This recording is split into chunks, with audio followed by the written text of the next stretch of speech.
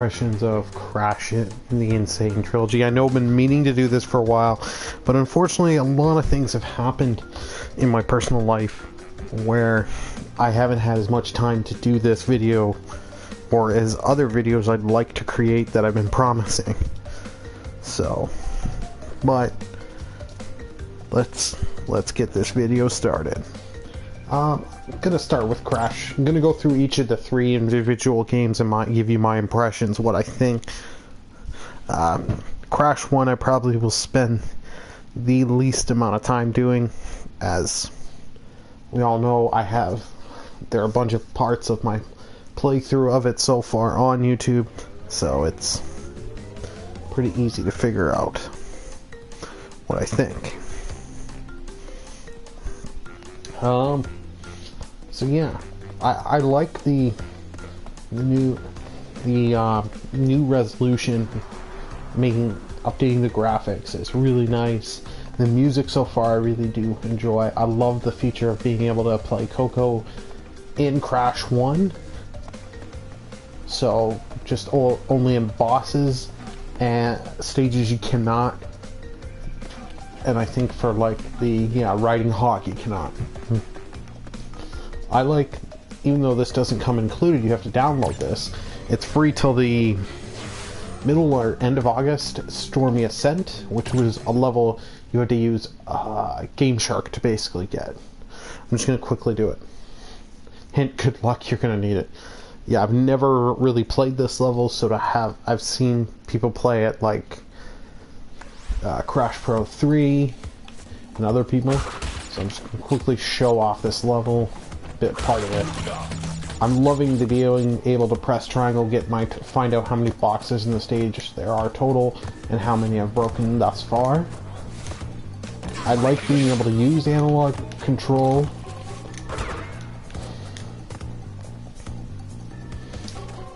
But now let's get into the parts I dislike. The jumping feels very, very off. So I have a really hard time of doing my jumps, and I don't think this is the stage to best show it off. But the shadow for you, I prefer the original games, even the original Crash 1, because they gave you a small circle. Oh, they fixed it for the stage. It's very hard to figure out where I'm gonna land, but one thing I hate is the hitboxes on both enemies and platforms are really, really bad, I find. Because I find sometimes they should have made it on a platform, and I've tested with Crash 2 and Crash 3 at least, where I would have landed where I don't. And sometimes spinning in the enemies doesn't recognize and counts me taking the hit. So yeah. Gonna get out of Stormy Ascent because they're very good. I don't really like the whole time trials being added in to Crash 1.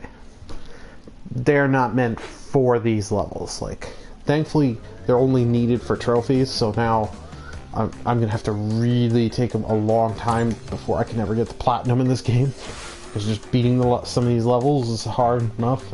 Going back to get gems, and that's something I'll go back to the first stage here. Gems, I really do like how most gems, as long as you just break all the boxes, you're good, except for the color gem levels.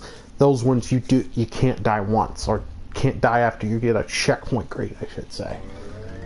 But like for Insanity Beach here, I can get even if I die, I still have a chance of getting the box gem. I already have it. I'm just putting it on time trial mode just while I talk.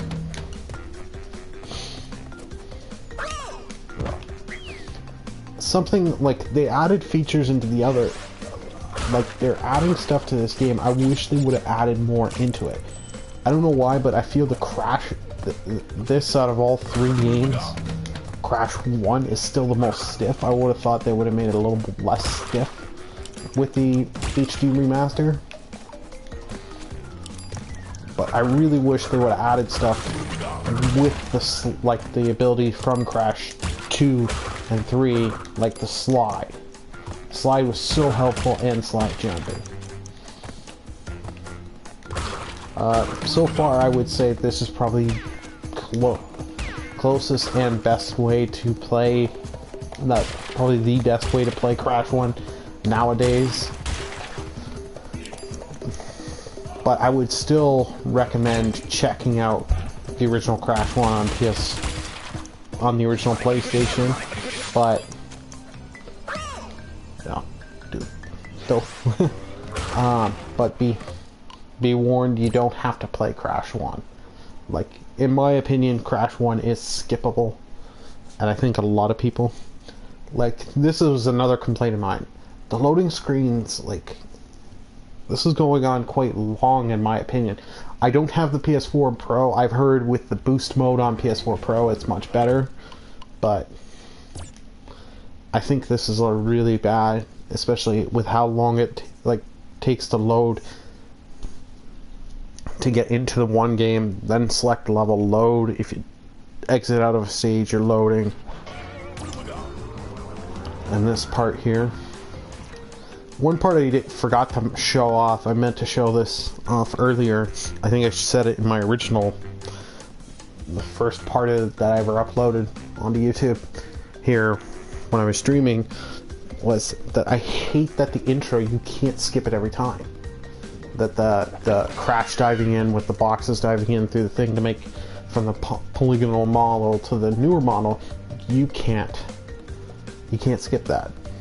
So you have to always, when you're loading it in via digital copy or disc, you have to go through that, which I don't like. Alrighty, that was my Crash 1 opinions. Let's go to Crash 2 here.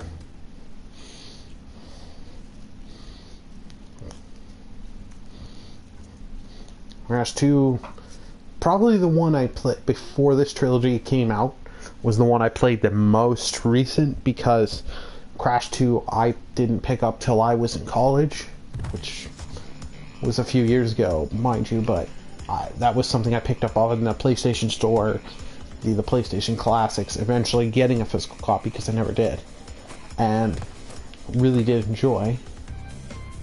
I'm just going to go back down to the first warp room. I'm only started the second warp. I haven't really started.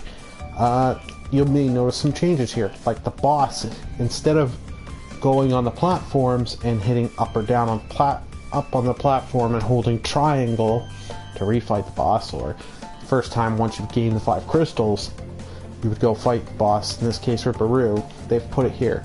That I don't mind as much. It just threw me off, and then I couldn't. And now that I have to hit R1 to get up or L1 to go down from where I'm at, I kind of like the ability to, like in the first game, to swap to Coco for pretty much any stage.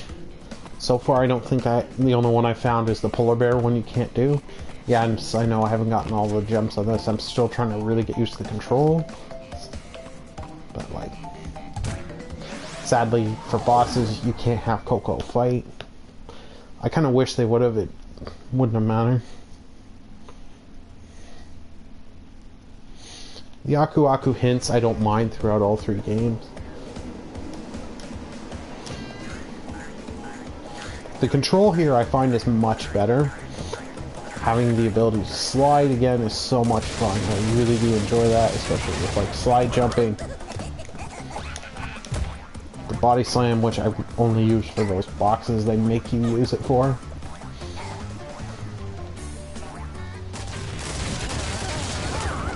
I'm finding the Crash 2 remaster is much better than the first one, just because of the design. It's still nice to be able to play Crash 2 again, and maybe I don't like that they brought the time trials, but they're a little better for it. But I've heard through other people that you can get the speed up shoes to help, which was the power up in Crash 3 once you beat Cortex to help you get it. But I'm hoping you don't have to get the I believe you don't have to get the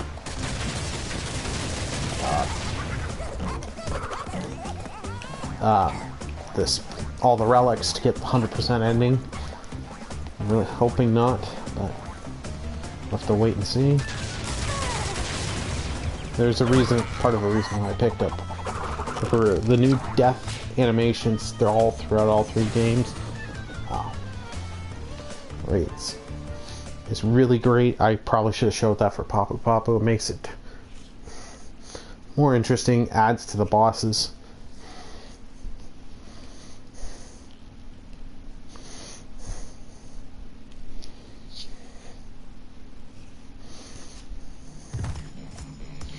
It does throw me off that there isn't a save panel right here in the warp room, that I have to hit L2. And I've constantly always wanting to hit X to save instead of square instead of square, which you're supposed to hit. That throws me off. I like having the autosave feature. That is handy because that has saved me a few times. Yeah. Other than that, I haven't gotten too far in Crash 2, but I haven't noticed anything too bad other than the jumping is so awkward still, so it's hard for me to get precise with it. So let's leave Crash 2 and go on to Crash 3.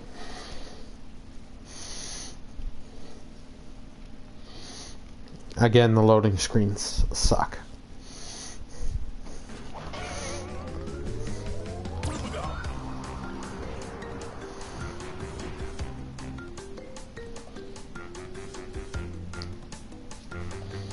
Like this, I don't mind as much between loading and getting back to the main menu because you gotta load up the loading for all 3 of them, just in case whatever one they pick. So you're reducing loading. I don't mind as much. But on to Crash 3, the one I've got the farthest. I don't know. Crash 1 I maybe gotten farther because I'm a good way through the second island. Whereas this one in Crash 3, while we're waiting for the load, I've beaten N Trophy, the 3rd boss. I was experimenting around. I really love having the power-ups back. So having Super Body Slam, which I never used, Super Spin, Double Jump, so you can do a slide and get some really good jumps, which I really do enjoy. I'm gonna go into Tiny here for a second, just because I want to show something off, if it doesn't take too long for me to do. It shouldn't, but they also have new. I really do like how the new music, or the remix, I should say, for the. So far, I find Crash 3 Warped has the best of the remixes.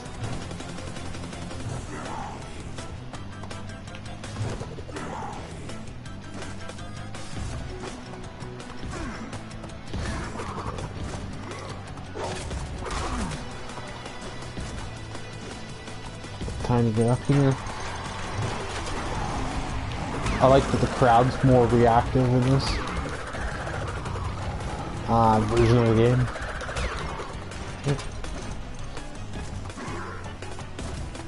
I'm not tiny. I'm trying to show you something unique that they did with the death animations for bosses in Crash 3. I haven't noticed as much hitbox problems. Oh. Okay, I'm not gonna spend too much time here. I'm gonna get out of this, but when you beat Tiny, you can spin them around the room and they throw tomatoes, the guys in the stands, so it's kind of nice. You don't instantly have to get out of the boss room. You can do stuff and move them around. In Tiny's case, Dingodile, I think you can spin a bit and just jump on him like you could in the original. Entropy, I don't really remember what you could do with him. I don't think you can. But the vehicle levels in Crash 3, oh, what did they do to you? Like, I find the jet ski is really, really hard for, in Coco's case, to turn to get boxes. And in Crash's case, I think the motorcycle controls horribly.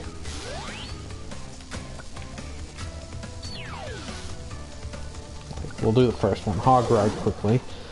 I've never been good at... I was never good at this. Like this, getting the box gem took me a bit.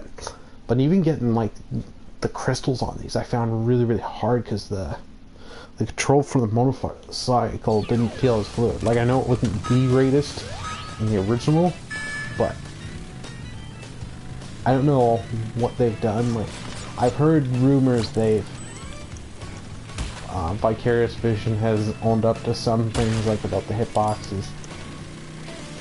So, it'd be interesting to hear more interviews and see what may have gone on. Probably not gonna get the relic now, since I missed that one-time box. Never been good at getting relics in Crash 3, and unfortunately with the control being not as well. I don't think I'll be able to get them. But the sad thing was, is like some improvements got added to Crash 1 and 2, but nothing really gets added to Crash 3 in terms of improvements or anything, which is kind of sad. You'd think they'd add more. It's a horrible time. Yeah. Overall, I think it is. So far, I am enjoying it. Bar my frustrations, I don't get the whole Dark Souls thing.